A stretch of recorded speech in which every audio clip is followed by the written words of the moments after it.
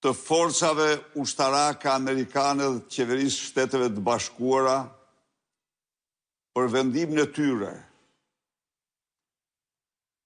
porzimin, arrestimin e diktatorit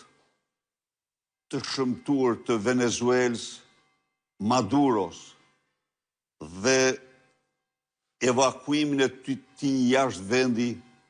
për t'i bërë gjyqin e merituar. Largimin i Maduros nga pushteti,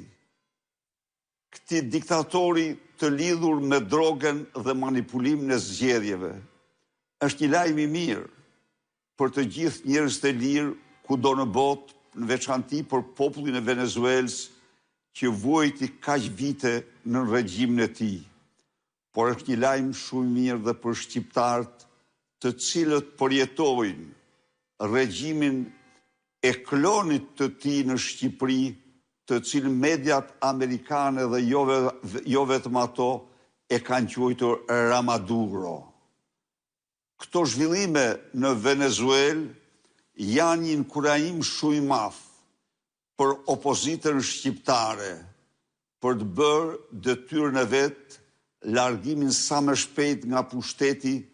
të një personi, të një diktatori që qëndron mbi votën e grabitur, mbi lidhjet e tij me krimin dhe drogën dhe vjedhjet e shqiptarëve.